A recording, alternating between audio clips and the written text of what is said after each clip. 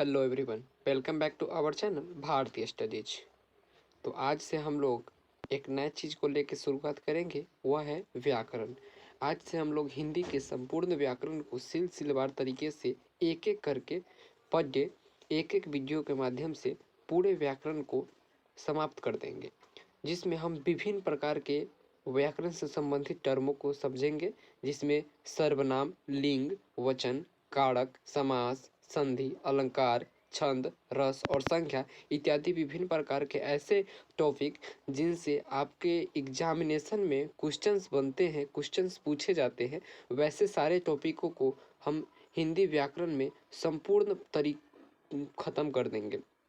तो चलिए आज से हम पहले सेशन का स्टार्ट करते हैं बिना किसी लेट किए हुए। आज हम हिंदी व्याकरण के पहले लेक्चर में आज हम भाषा और उसके प्रकारों को समझेंगे। सबसे पहली बात, भाषा को समझने से पहले हमें यह जानना होगा कि भाषा क्या होता है। आखिर यह भाषा नाम की चिड़िया है, यह क्या है, इसे हम कैसे समझ पाएंगे।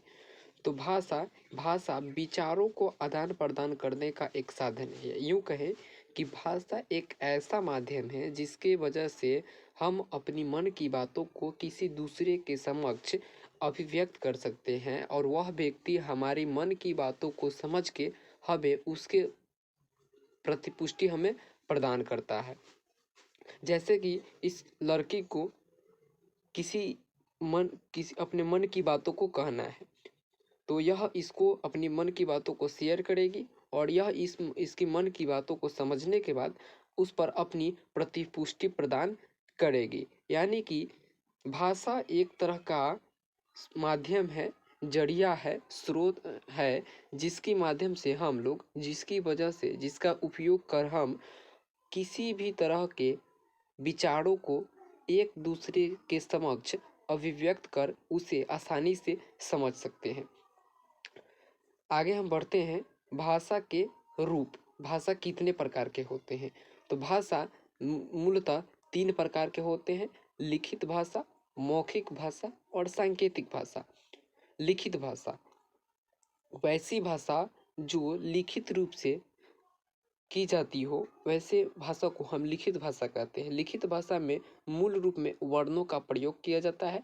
एक वर्ण को दो वर्णों के साथ जोड़ के, 2 या 2 से अधिक वर्णों को एक साथ जोड़ के एक शब्द बनाया जाता है और उस शब्द को किसी सेंटेंस में बनाया जाता है और उस सेंटेंस को किसी गद्य में, पद्य में या ग्राफ में डाल के उसे आसानी से एक दूसरे के समक्ष अभिव्यक्त किया जाता है। वैसी भाषा को हम लिखित भाषा के अंतर्गत रखते हैं। दूसरी है मौखिक भाषा। वैसी भाषा जो ध्वनि के माध्यम से की जाती है। ध्वनि कहने का अर्थ है वॉइस, मतलब किसी भी भाषा को हम यदि बोल के अभिव्यक्त करते हैं एक दूसरे के समक्ष, एक दूसरे व्यक्तियों के समक्ष, तो वैसी भाषा को हम मौखिक भाषा के अंतर्गत रखते हैं। इसमें जैसे कि चिड़िया की चहचहाहट हो गई, वह ध्वनि के अंतर्गत आ गया। कोई व्यक्ति किसी को कुछ बोलता है, वह भी ध्वनि के अंतर्गत आ गया। ऐसी भाषाओं को मौखिक भाषा के अंतर्गत रखते हैं। उदाहरण के लिए आप मौखिक भाषा को समझ सकते हैं कि जैसे कि रेडियो में आप प्रसारण सुनते होइएगा, टेलीविज़न में प्रसारण सुनते होइएगा, उसमें आपको मौखिक रूप से बतलाया जाता है, तो उस भाषा को मौखिक भाषा कहते हैं। टेलीविज़न में एक और बात है, इसमें लिखित भाषा का भी उपयोग किया जाता है। लिखित भाषा मतलब टेलीविज़न में आप देखते होइएगा तो कोई समाचार आप देखिएगा तो उसमें आपको लिखित रूप से देखने को मिलेगा। तीसरा है सांकेतिक भाषा।